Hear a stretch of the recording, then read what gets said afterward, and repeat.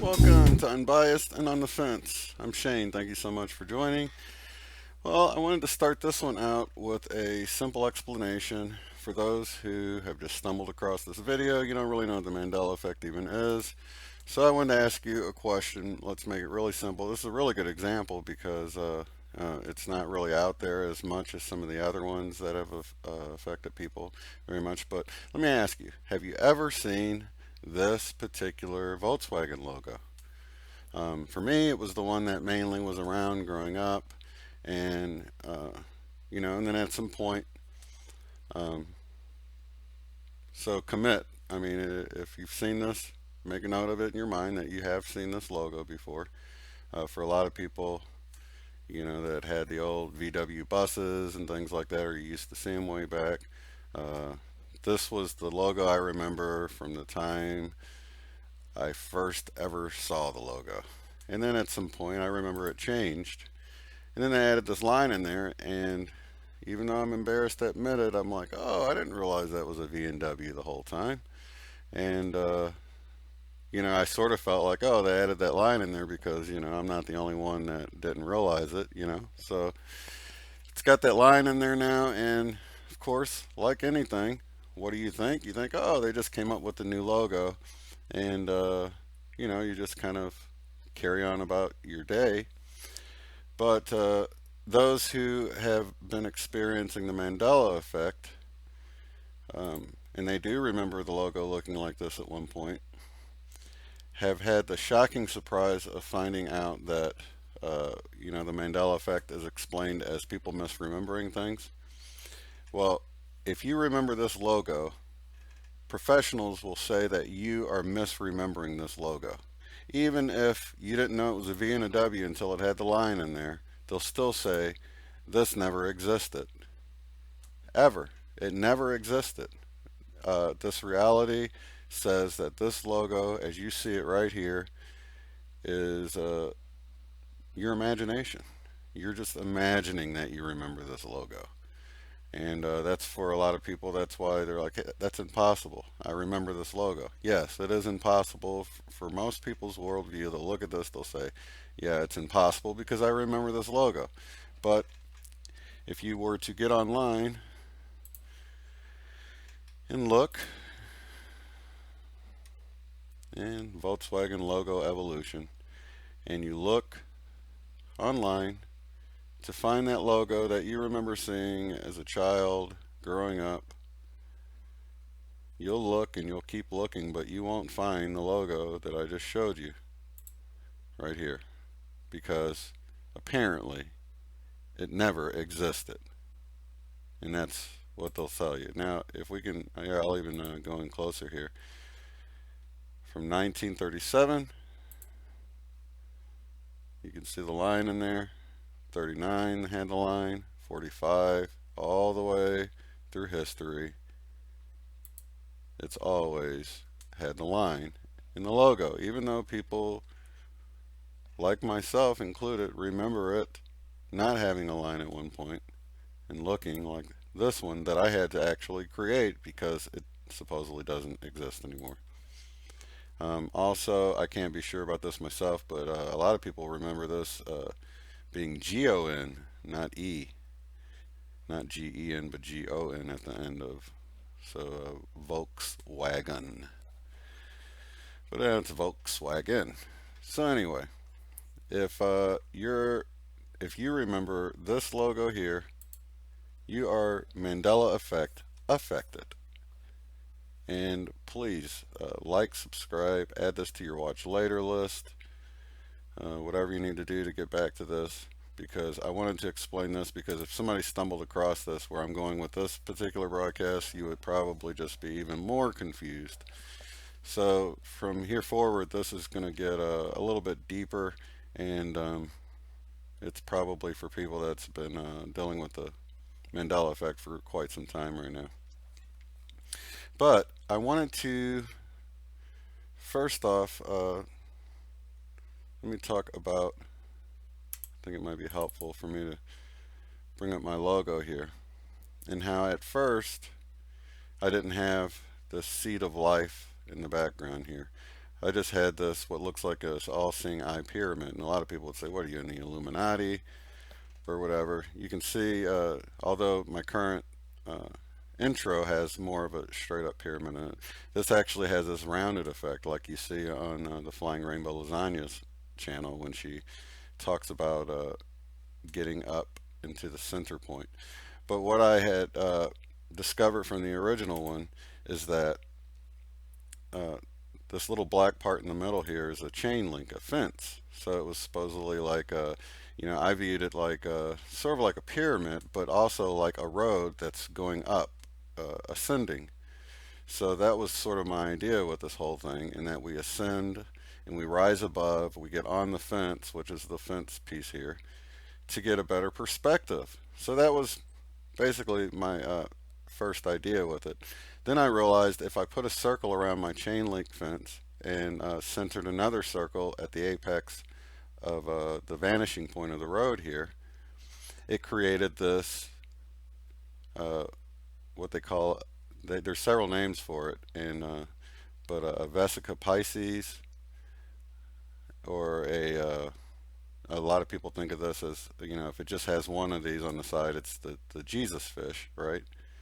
But I left the tails on both sides just so you can see that this here is basically two rings, and a lot of times they'll show these rings as being like heaven and earth, or spirit and physical, and this overlapping portion is where things are combining. So that's what this show is all about, because I once I had a lot of people bothered by this, them thinking I'm in the Illuminati and stuff. I went in and added the seed of life in the background, which is this here, and you can actually see it's made up of all of these Vesica Pisces shapes in there.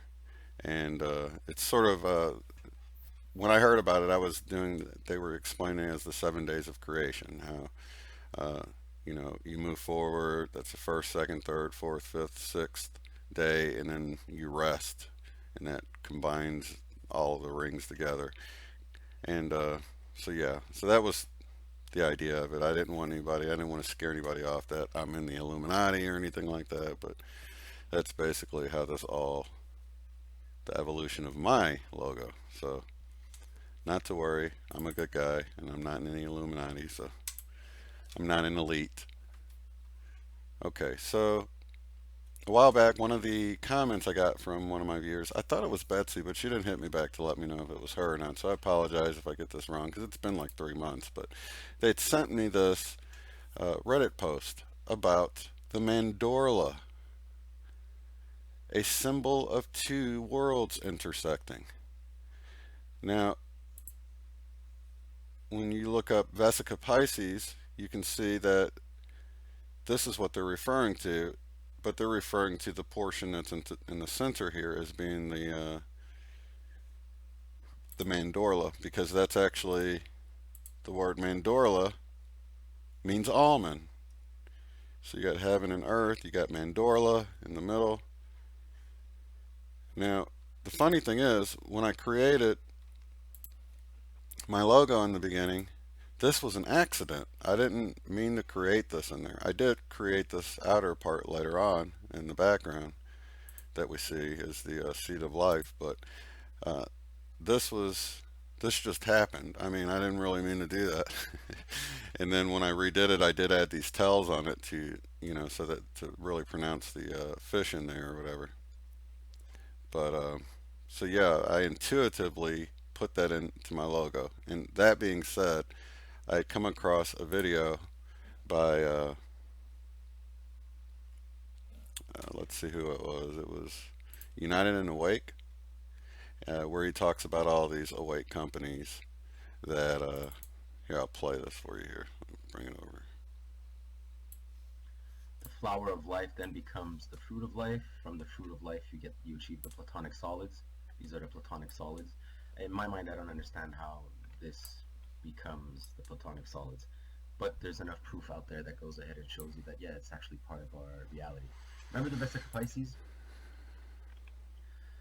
So Gucci knows about the Vesica Pisces and understands the flower of life. Quiz. These are all logos. Unitrans, interlocking circles, very cleverly placed. DC Shoes, Coco Chanel, MasterCard, interlocking circles. And it goes on. This is in a lot of our logos and current businesses that we have today. So unlike in the past where it was carved into stone plates or on coins or on other random places, today we have many logos and they're cleverly placed in our logos. We communicate today through, and it's posted all over the place. Fruit, Darkroom, Moen, the two circles, Marcane. It continues. There's a lot of this. I have a lot more, and I'll just show you a few of them. Kent's, the interlocking circles, cardio, yoga jeans, interlocking circles, Puma, Pipeline. Didn't matter the company, if it was rich or poor, if it was for profit or for charity. Didn't matter what kind of company. People wake up at some point. Those who create companies have put it inside their logos. You see it everywhere, but it's hidden in plain sight, and you just go about your day and you don't realize it. Before you turn around and say this is Venn diagrams or Boolean diagrams, and that you understand, and these kind of things, it goes on. This is when you continue adding circles to it. Some of these company logos I took the pictures from, and I don't remember what the logos were, so I just put the images. But you can Google goggle them, and you'll see that they are actual companies. Walmart. So now this one is a little bit, they're clever on how they did it, but this is basically how they had put it in there. This is the seed of life. So it continues. It's not just the Vesica Pisces now. It goes up to the seed of life. It was always there. The flower of life. Coldplay has it on top of their CD cover. So Coldplay knows about the truth. Many people know about this truth and keep it a secret. So, what I have to say about that is, and that's a great video. All of these are linked in the description. There's a lot of links down there, a lot of resources for you guys to check this stuff out if you'd like. But I think it's, I think some of it might not be so on purpose because, like I said, I had one in mind on accident with the all-seeing eye, being in the area considered the Mandorla if this was turned sideways. It just, call it coincidence if you want, call it an accident, but I didn't really intend to do that, and I was sort of like blown away that that I accidentally had it in there on the first version of the logo. And so yeah, it's I don't know that every company that puts it in their logo is intentionally doing that. Um, I know that actually I have. Let's see if I can find it here. I have this one here, which was the original. I don't know if I can get it dark enough, but you can see how that was the eye right there. The circles aren't there. It didn't have the little fishy tails on the end, but that was the original one, and it was totally accidental that I included it in there. But now I realize that maybe I was being uh, shown something that of this whole combining two worlds, and that gets me to um, this Reddit post here. So the Mandorla, a symbol of two worlds intersecting. I had an odd night of synchronicity that might shed some useful insight into the Mandela Effect. It all started when I picked up a dictionary of symbols by J.E. Surlett and randomly opened it to the section about numerology. Of course. The part that caught my eye was Surlett's explanation of the number 11. Now keep in mind the 1111s that all of us keep getting. I'll share the passage in full, but the bolded part is what I wanted to focus on right now. Now, 11, symbolic of transition, excess, and peril, and of conflict and martyrdom. According to Schneider, there is an infernal character about it, since it is in excess of the number of perfection, 10. It therefore stands for incontinence. But at the same time, it corresponds, like 2, to the Mandorla shaped mountain. At the focal point of symbolic inversion and antithesis, because it is made of 1 plus 1, comparable in a way to two. Mandorla. What is a mandorla? I did a quick search and found the Wikipedia page for it. I was floored by what I read. The term mandorla, from the Italian language name for the almond nut, refers to the unusual shape. Wait a minute, this sounds familiar. Uh, and then she talks about another poster on Reddit that's been writing about it, the almond, here for months. For those who haven't been following, the word Mandel is German for almond, and the rabbit hole goes deeper from there. I continue down the Wikipedia page. In icons from Eastern Orthodox Church, the mandorla is used to depict sacred moments which transcend time and space. Well, consider my interest piqued. At this point, I picked up a dictionary of symbols again, and looked up the entry for mandorla. I'll share it in full below. It contained an illustration that I tried my best to reproduce via Bing image search. The caption is Sirlot's words. Caption: the mandorla symbolizes the intersection of two spheres of heaven and earth.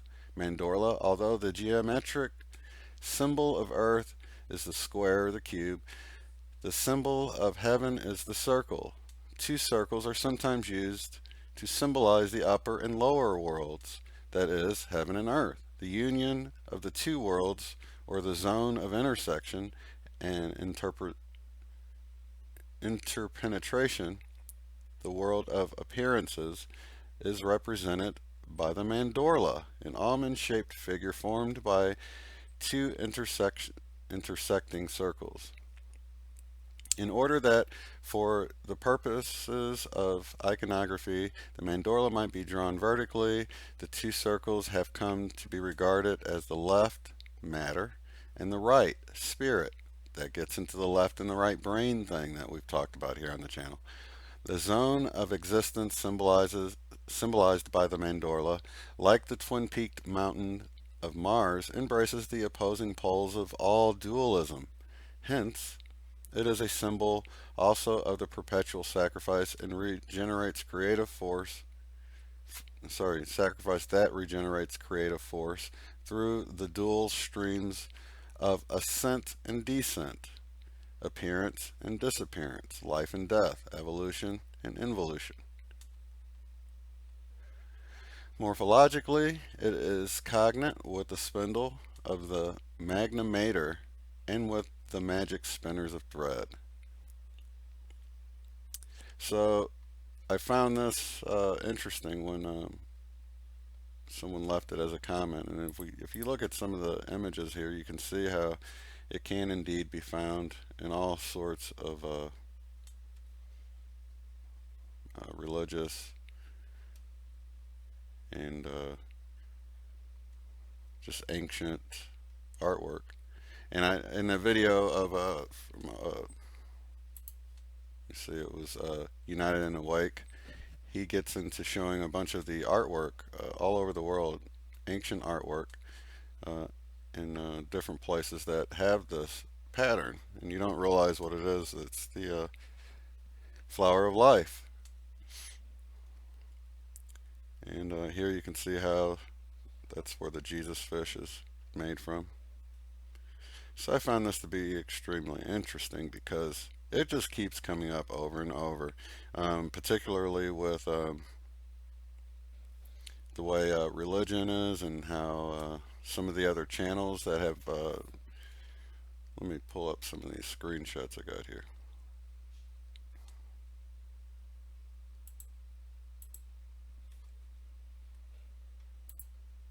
I typed in cocoon movie.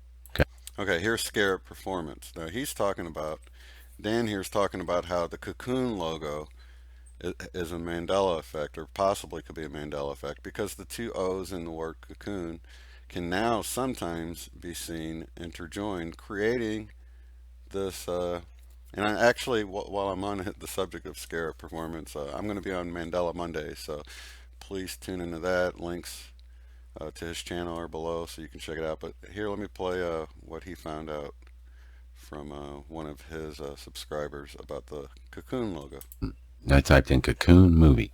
Okay. So here's cocoon now, with this new emblem right here, the infinity logo. And you got these intersecting circles. A lot of these boxes now have the intersecting O's. And yeah, I don't remember the intersecting O's at all. That looks so off.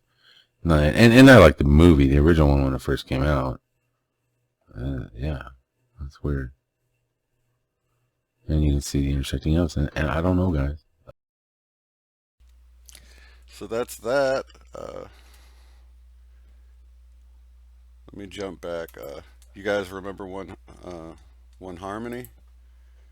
Let me see if I can pull his image up here really fast.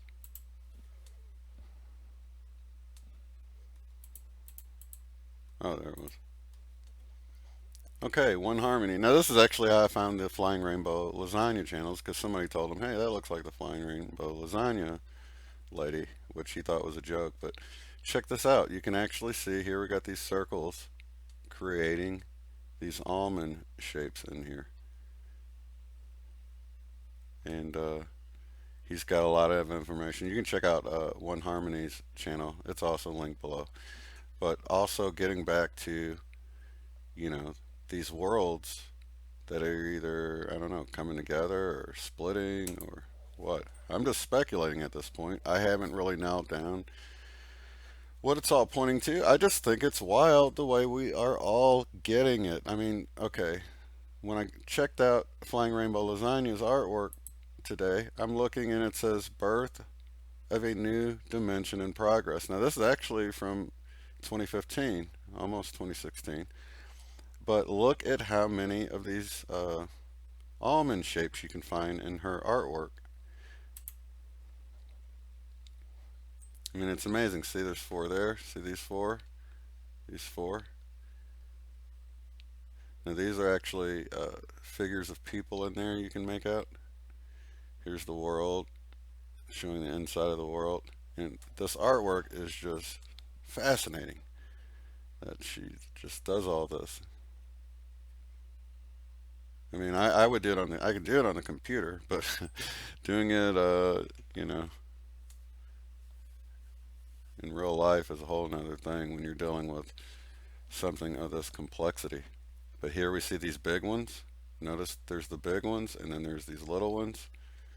And she gets into the whole idea of how we can, you know, change our DNA. If you didn't see it when she was on the show, we did a show together. But her link is below. You can go check out her channel.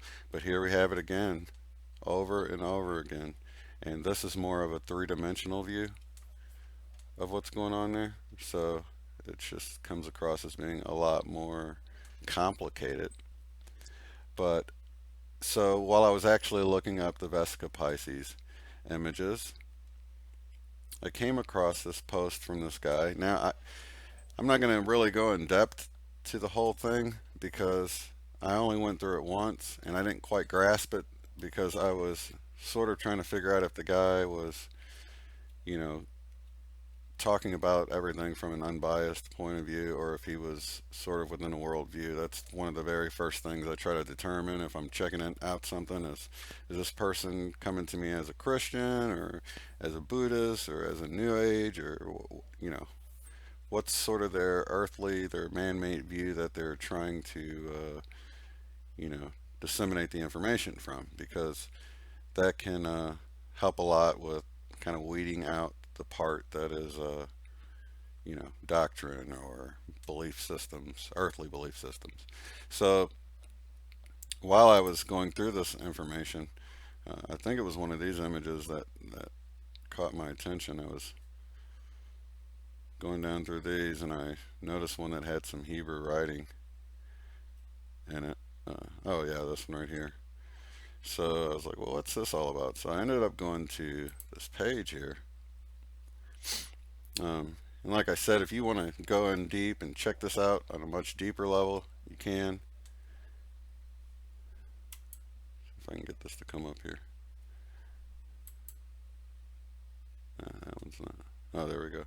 So anyway, this blog post is Sacred Geometry and the Art of Scriptural Writing. So I'm like, oh, this sounds interesting, you know. So I got to reading through it, and it's pretty interesting the way they talk about the Vesica Pisces, the flower of life, the Kabbalistic tree of life, and the Star of David, and how all this stuff can be seen. He breaks down, uh, a lot of the writings in the Bible and everything. I won't really get into all that because, probably 1% of the people would even care about it.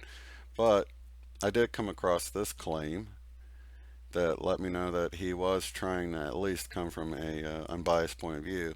But this claim was an extraordinary claim, and you can take it for what it is. I don't know that I particularly believe it or not, but it's made me want to go back through it and really consider it a little deeper because I thought it was pretty intriguing. Because he developed this matrix that comes from all this stuff. It says the universal mathematical matrix makes that claim. Uh, let me back up. It behooves me to point out that Judeo Christian scriptures are not the original source material that inspired their writings.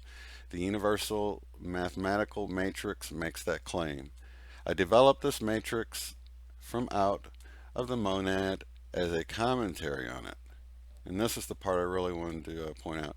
It should be pointed out that since I claim to have discovered this matrix on my own volition without researching it or knowing anything about it, this demonstrates that any culture in any time or clime can envisage it and start religion all over again. This matrix is the source of all religions on earth, bar none. And that's a pretty big claim. And if you read through this, he gets into the chakras and all sorts of stuff, and very interesting stuff. And not trying to sell anything or promote anything. I just thought it was interesting that I'm looking around at all these changes, all these things that people just come up with, all these logos that have this Vesica Pisces in it. And,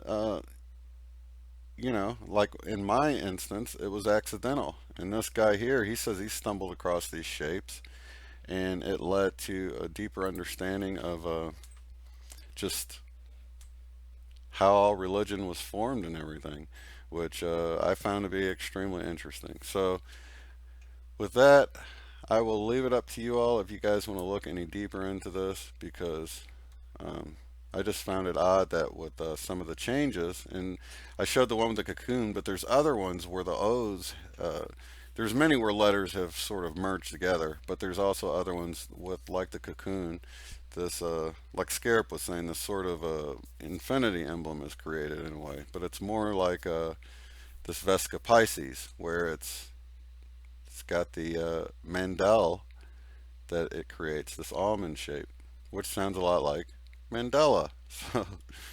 And so you can see why it just sort of grabbed my attention. And being that I made one on accident, and then it does appear like we have different realities merging together, or maybe shifting. Another thing that came to mind was Dolores Cannon, the way she talks about the two uh, Earths sort of splitting apart, and I don't think they're really going to physically pull apart, but maybe there is going to be this shift in dimensions. So I just wanted to pass along all this information because in the last couple days it kept coming up, and then when I saw that cocoon thing, I'm like, you know what, I'm going to go ahead and put this out because maybe you guys can enlighten me if you already have some information on some of this stuff because it's interesting, it's fun to learn, and it's a puzzle. Um, I wish I had more answers about what it's all about, but I think when you look at the Flying Rainbow Lasagne's channel, she seems to have a big piece of the puzzle figured out, and then One Harmony seems to have a big piece of the puzzle figured out. So I think the information's out there. It's just going to take our due diligence to sift through it, to figure it all out, come up with something that makes sense to us. But until next time, have a good one.